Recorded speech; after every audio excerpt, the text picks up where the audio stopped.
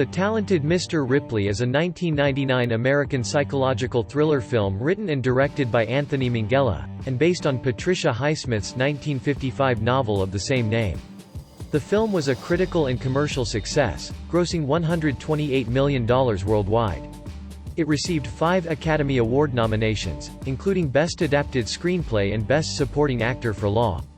In 1958, Tom Ripley is approached by shipping magnate Herbert Greenleaf, who believes that Ripley attended Princeton with his son, Dicky, because Ripley wears a borrowed Princeton jacket.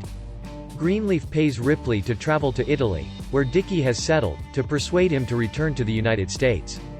After a first-class ocean liner voyage, Ripley pretends to be Dicky in the Italian ship terminal and befriends an American socialite, Meredith Loeb. In the seaside village of Mongebello, Ripley befriends Dicky and his girlfriend Marge Sherwood, claiming to be Dicky's former Princeton classmate. Ripley enjoys Dicky's extravagant lifestyle and becomes obsessed with him. Eventually, Dicky tires of him and starts spending time with his socialite friend Freddie Miles, who treats Ripley with contempt. When he returns from Rome, Dicky catches Ripley dressed in his clothes and dancing in front of a mirror, which disturbs him.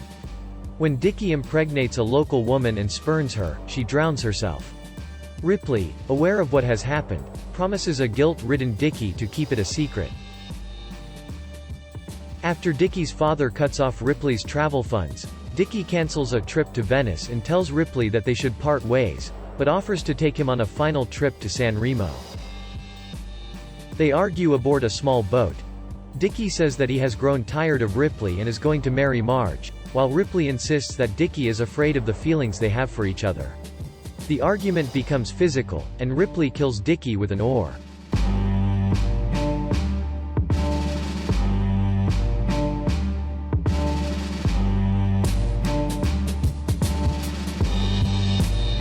He takes Dicky's belongings and scuttles the boat.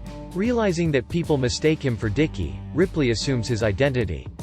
He forges a letter to Marge, convincing her that Dicky has left her and moved to Rome. He creates the illusion that Dicky is still alive by checking into one hotel as Dicky and another as himself.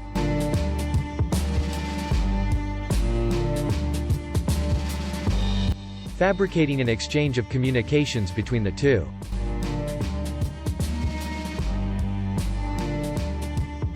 Through forgery, he is able to draw on Dicky's allowance, which allows him to live lavishly.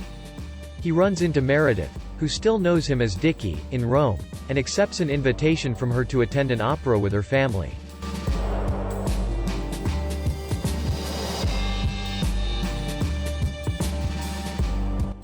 Ripley's ruse is threatened when he unexpectedly runs into Marge and her friend Peter Smith Kingsley at the opera.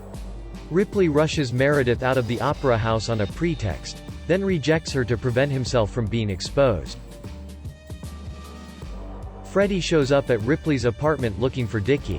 When the landlady addresses Ripley as Dicky, Freddie realizes the fraud.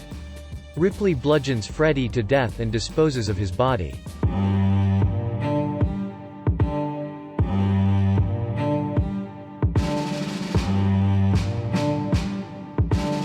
After the body is found, police visit the apartment to question Dicky. To evade the police and Marge, both of whom are looking for Dicky, Ripley forges a suicide note with Dicky, claiming responsibility for Freddie's death. Under his real name, Ripley travels to Venice, where he again encounters Peter.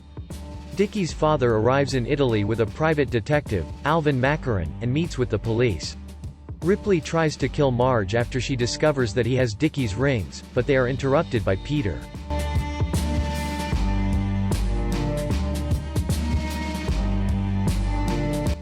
Mr. Greenleaf dismisses Marge's suspicions and Macaron tells Ripley that the police are convinced that Dicky, who had a history of violence, murdered Freddie before killing himself.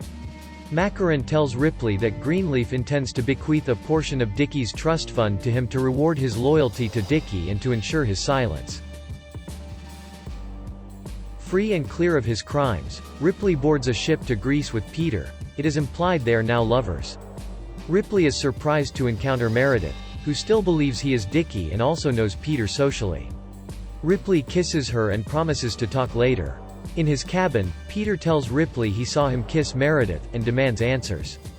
Ripley realizes that he will have to kill Peter, as it is only a matter of time before Peter and Meredith run into each other and Meredith, who is traveling with family, would be missed.